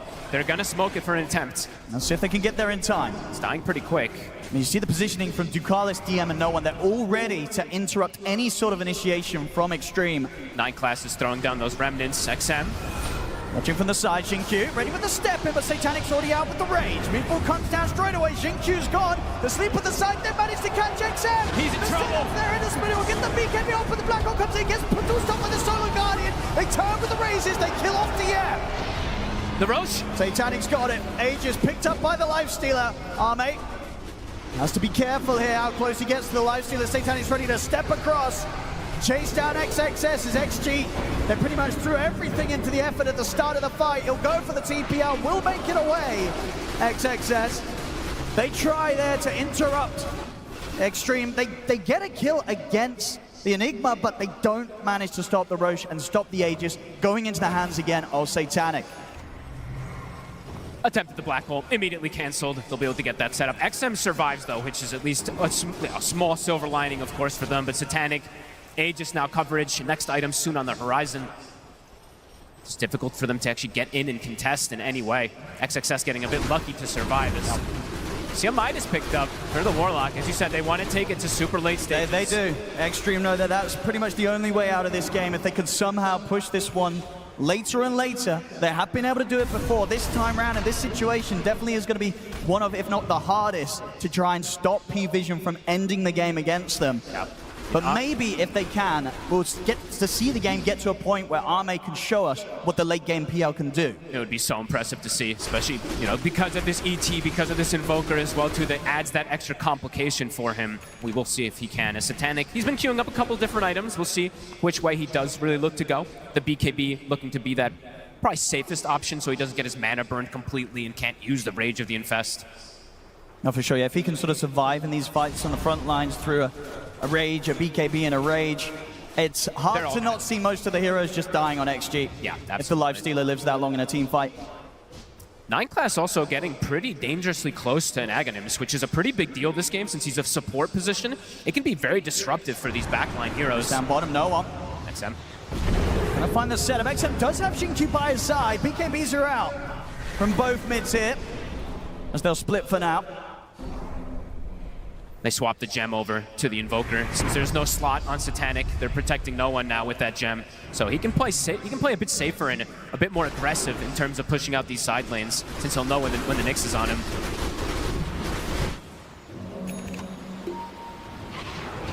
There's that BKB, still with the Aegis for about 2.5 minutes. 9 Class. It's gonna have the setup here with the Yules into the Remnant. So this is gonna be a very dead X-Nova trying to do his best to get towards that big item pickup, wants to work his way towards this refresher. It's going to take him a fair bit of time, though. A very, very long time. It does have, a lot of potential XP still, has the Grimoire, has his Midas ready to go, so... P-Vision might look to force a bit here again, since they still have 2 minutes on this Aegis. Lanes are in a good position for them to do so as well. Yeah, they're in a perfect spot to just hit the high ground, see what happens. Yeah, at least like force a reaction, in particular, from the side of XG. They're going to smoke in the back line. They have a banner at the ready. What do you do, XG? Glyph is force. See what they can do after this. But the banner is down already, so that catapult, it's going to survive. They're going to have everybody back up. The tier 3's gone. Satanic on towards the barracks. They'll try and lead in. They'll have the Yule set up into the Remnant on towards XM. The Raxes are dying. Can they do anything? The rage comes out for Satanic as he stands his ground, cleans up the full set top. They couldn't do anything to stop them. They're going to try now, looking towards the Void Spirit. Pike gets popped, the Infest comes in as well. They're able to keep 9 Class easily alive. Too scared to commit for the fight. If they lose that fight, it's probably just the game, so just try to poke and prod. But the Rax, P-Vision just comes in and claims it. Big amount of gold acquired. As you said, the Ags now for 9 Class is about to be finished. DM, he's about to have a blink now too with that BKB after having the aura, so might find the angles for these black holes soon, even versus the double BKB piercing disables. Now for sure. I mean, at the least, forces out these sort of saves to come out immediately at the start of the fight, kind of leaving the area then free for Satanic to clean up in the longer drawn out team fight. I swear they just can never get the lanes out, Owen. Every time I've looked, completely shoved on the side of XG. Another tier 3 falling. It's just Creeps this time taking it out. Ame trying to lead in. Can't touch Satanic quite now. 30 seconds. Just burned down to the Radiance. Still 30 seconds on the Aegis. They're getting so much done. Yeah, big items coming out, as we said. Full. Well, Lotus Orb soon being picked up for Ducalis. I think a Shiva's soon finished up, so starting to get more and more answers for that PL. Once that Shiva's comes out for no one, it's a fantastic option just to be able to identify which PL is real at all times, too. XG, as you said, waiting and waiting toward that later stages, but how much is it going to benefit them with how far ahead P-Vision continues to climb? Now, Ame is close to having the Bloodthorn. Okay. But then finding the opportunity to be able to weave in and out of these team fights. Also playing into BKB, Rage, another Rage if he doesn't get the kill during that initial Bloodthorn. Yeah, very difficult. And it's only really him doing the damage, it feels like now at this point, with that single target. There's a lot of targets he's got to go through. We've been talking about Satanic, but also no one is very high on that net worth, as we see after getting that shard, too. He is a problem. Oh, and they're kind of trapped in their base. Look at this. It feels like it's been a long time that they haven't been able to come outside. All they can do is just sort of set up and make sure that when Ame steps out to get farm, he's not going to be jumped. Yeah, true. They have not been able to find any combos with the Vendetta plus that Solar Guardian in 30 minutes with the way that start happened. And we'll see what Ame looks towards next. He's going to try and get the shard, so he just continues to get these little sort of incremental steps forward in his item build. He's going to have just to... anything he can get together before that big team fight is forced against him. He's going to have to be so tricky in the fights because he's super fragile, it still feels like, with this itemization. It's a very aggressive build he's gone for. And I like this build as well from Satanic. Yeah, going for the late game Maelstrom into the Mjolnir just to throw something else into the mix, which it's just going to give these illusions from PL not a chance to survive in a team fight. They're going to get cleared out so quickly. I can just throw it on himself, run in, and yeah, it'll all die. Sure, it's been nerfed versus Illusions, as we do know, in this last 7.39D, but it is still pretty effective when you are ahead in terms of net worth like this. Yeah, gets rid of the armlet. That is a pretty nice anti-PL inventory. Yeah, he's massive. P-Vision probably just going to sit back, look for the next Roshan. Does feel like it. They have complete control of the map. They're farming everything. They know that there's pretty much no threat of Extreme coming out to find them, even though Extreme is trying to go for this smoke. Maybe just claiming their shrine, just trying to get something out of the map. And crazy amounts of farm. 9 class is getting infested up, so it looks like perhaps P-Vision is going to look for a move if they do suspect them starting to get outside at all. P-Vision on the way over. 9 class. Jinkyu. They look for the setup, as Jinkyu is equipped with the Spike Carapace. Will be able to get away with the Vendetta as he scurries up to the high ground. The second XG gets outside, though, immediately forced back into their base within a split second. No one. Right, Jinkyu's got his eyes on him. He's going to try for the setup, straight away the stun into the Requiem, but it's not enough. No one's able to put the BKB, run away. In fact, he's ready to run back at them. As XM and Jinkyu have to back off to the side. They've caught Arme. He's caught in the random. Will be able to get out away from the Deafening Blast in time, but Satanic's going to try and chase on forward. They'll sneak away with the Invis. So getting out, but only just. I mean, just continue to show how terrifying these team fights are for Arme to try and get in on. Not carrying a gem on any of the heroes, just carrying a bunch of dusts. Maybe 9 class will bring it out soon, but the 2 cores don't have it there. Okay, it's coming on the courier now for no one. That's a lot used there from XG. That's their Requiem, that's their Solar Guardian. P-Vision used nothing. They're ready to push it.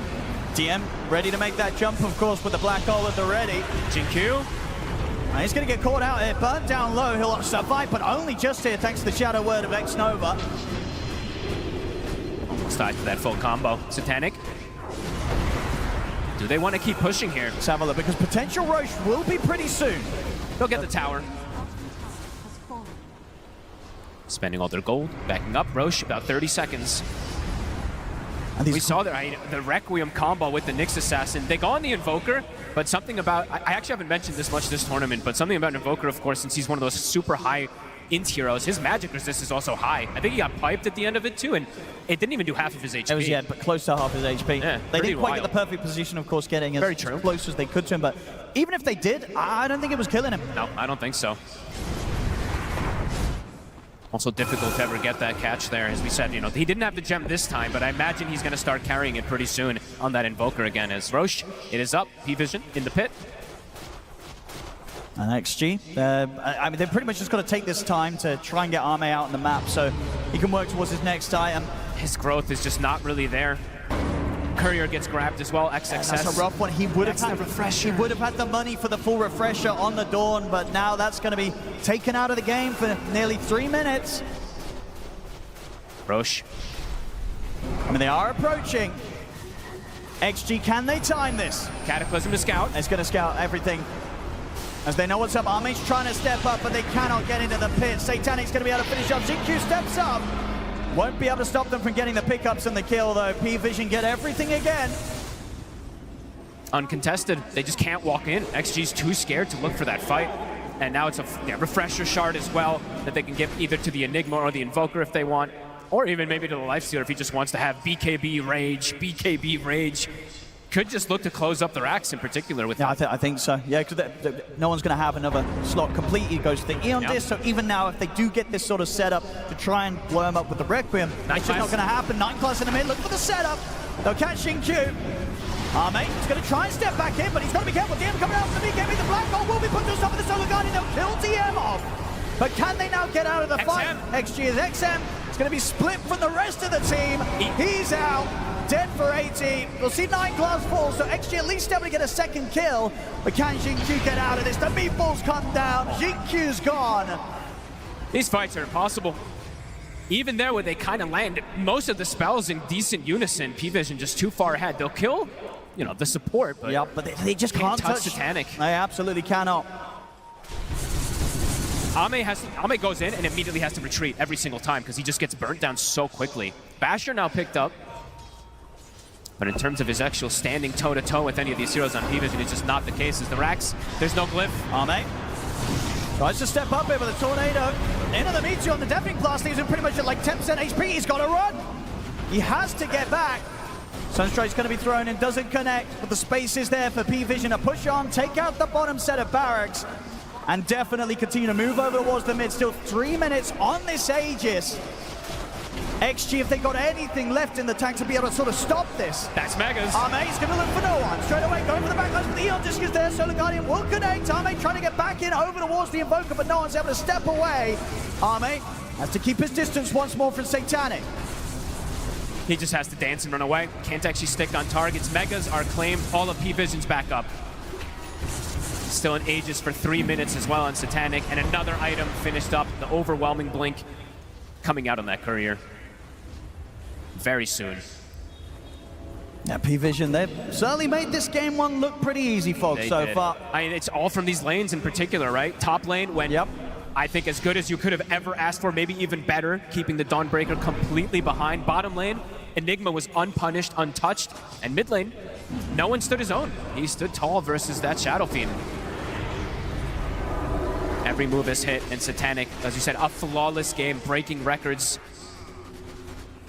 And coming in with that last pick, it really caught them by surprise, or at least presented something that XG just did not have an answer for. No, not seemingly in this game so far. It seems like there wasn't many answers for a lot of things. As P-Vision, Satanic's in.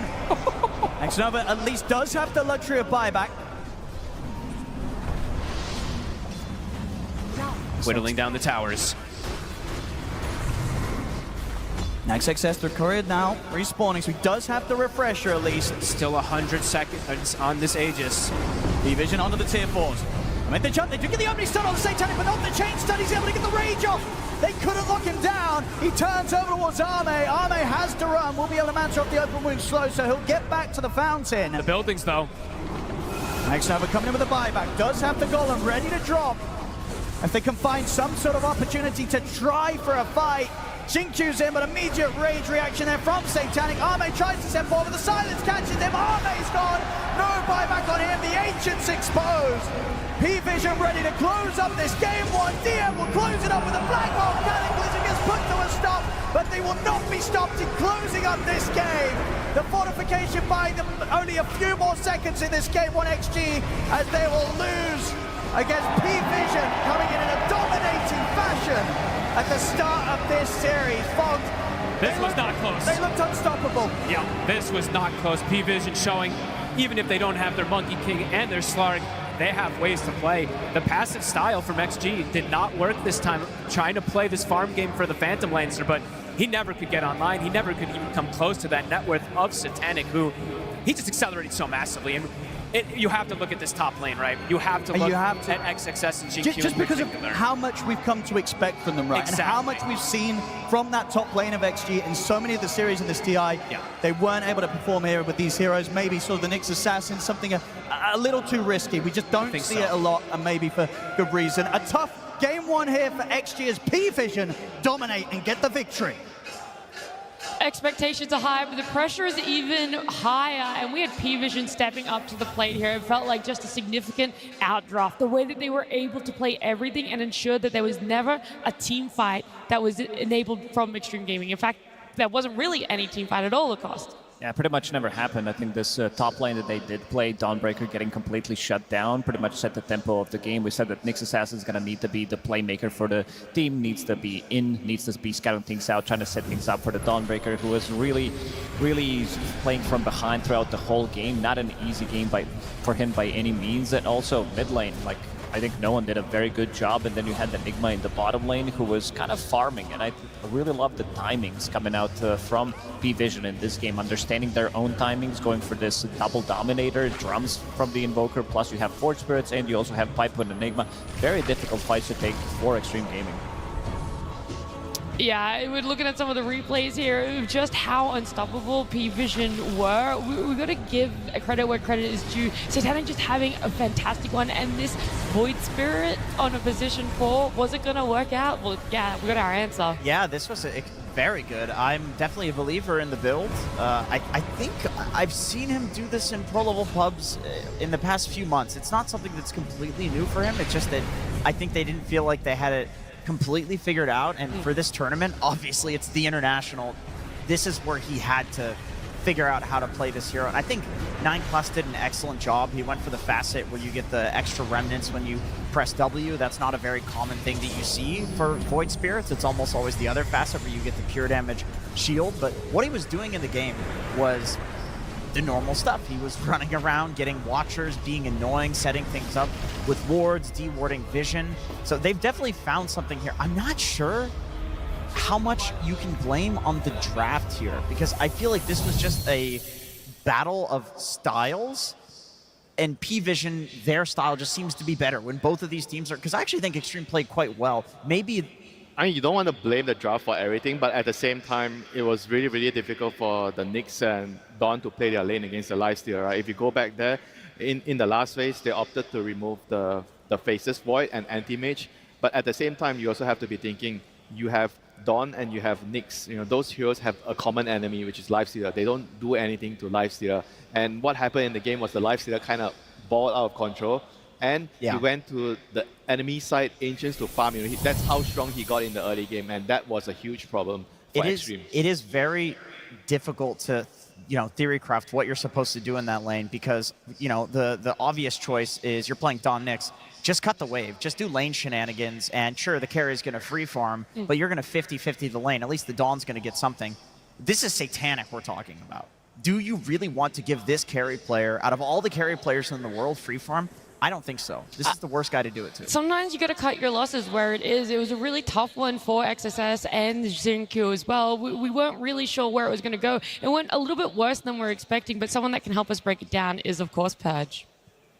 Thanks. Yeah, I wanted to look at that laning stage because the network difference at the 10-minute mark was so completely different that we need to really look at how different this is. Lifestealer's innate. He's getting 2% heal based on the max HP. So every single time that he attacks the Dawnbreaker, he's giving himself 20 health, which is a nice advantage. And something crucial that happens here in a lot of cases is a little bit earlier. When Dawn does use a skill to get a last hit like he does here, what she does is AoE damage, and that means that your creeps are going to end up pushing towards the enemy base. And on the other side, the P-Vision side, they didn't have AoEs on their side. So what ends up happening is Satanic gets to control this large ball of creeps over here, and as a result, they also get to benefit from using the Elder Titan Astral Spirit. So even when they're trying to get last hits, Ducalis can be up here in front of XXS's faces, just denying things. And then that ball just kind of sits there consistently.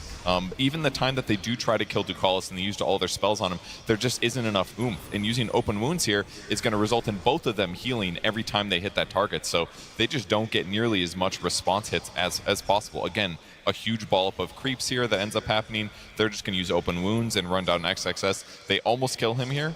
He ends up running all the way back to Fountain, which is tough. And he comes back to lane, and watch how little effort they have to put into this harass. Satanic walks forward, open wounds, and he goes back to last hitting. And now Ducalis, when he hits him, is healing for 32 HP. That means any damage that Xinkyu does to him while he's doing this doesn't matter. He took 0 damage doing that harass and sends Dawn back to base for a second time before the 6-minute mark.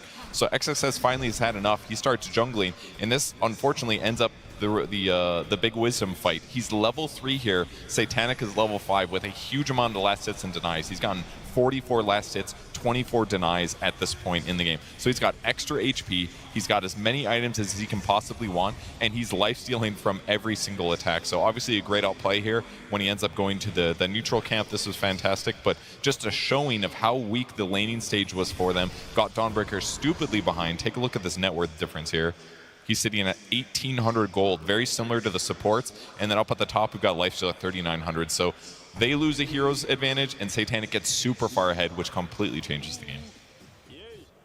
Thank you, Purge. We knew it was a tough one for them, but seeing it broken down that way, all of the details as to how it happened and the end result there, at the very first Wisdom Shrine, that's where we see their offlaner, and that's a tough one because they're the ones that are trying to buy time, right? These 4 other heroes are trying to buy time for this Phantom Lancer to get online, to be able to actually participate in the game and feel like a hero. Yeah, P-Vision has such a great understanding of what needs to be done in the game. In this one, they figured out who needs to be shut down. It's this Nyx Assassin, it's this Dawnbreaker. These are kind of the playmakers because Shadow Fiend, he needs a setup PL, he needs a little bit more time, he needs other lanes to go well. And I think at one point somebody said, just play for the late game. You saw Warlock trying to go for Hand of Midas, try to go for Refresher, play for that high ground, but it never really came down to that. You could still feel that in most of these fights, they were lacking something. They were definitely lacking the damage. And carry-to-carry matchup, I think it's also not that easy, especially if you leave Lifestealer, who's playing so far ahead of him, having that extra bit of an item, maybe even item and a half. Even though Ame was getting good amount of farm, he still can't punch back because of what he's playing into. He's playing into this like Void Spirit, who caught him multiple times as well. But you're playing into Black Hole. It's really not an easy matchup for him by any means. Maybe not until he gets 5th, 6th item, but it never came down to that. Yeah, I think something else that really didn't help them here is we talked about that snowball, but what kept the snowball going is, of course, the vision that came out, right? To not give Extreme Gaming any part of the map, to make them feel like at any point they were susceptible to a gank, to 2 or 3 people rotating on top of them. Yeah, to me, the MVP of this game was 9 Class because, of course, the advantage was created using that laning stage in Satanic, but 9 Class, he kept the advantage going. You can see that he's putting down these deep wards and setting up kills with position for Void Spirit, and a very smart strategic move. If you're playing to anyone else, you are going to get Dawnbreaker ulted on, so you have to play to kill the Dawnbreaker. So there's this level of understanding that comes from knowing what the enemy team is going to do. And X-Nova, what he's doing is also very smart. He has to get the gem to counter the gem that Satanic had, and had the courier with him so that could pick it up. But 9 Class, realizing that X-Nova is making this intelligent support play to come back into the game, he sees him on a ward. And X-Nova is so good at the game. Like, these are both such high caliber teams. X-Nova doesn't even try to deward the ward that he sees with the gem. He realizes, uh-oh, they're coming. Like, he respects P-Vision enough that he knows they're going to immediately respond, which they did, but it was still too slow. He could not get out quick enough, and he ends up losing the gem. And to me, that's when the game instantly ended. You are not going to win the Vision game against P-Vision without a gem when they have a gem. And if you don't win the Vision game against this team, you are not beating them. That is how they dominate. That's how they've dominated all years, this map control. Yeah, it also feels bad to see your position 5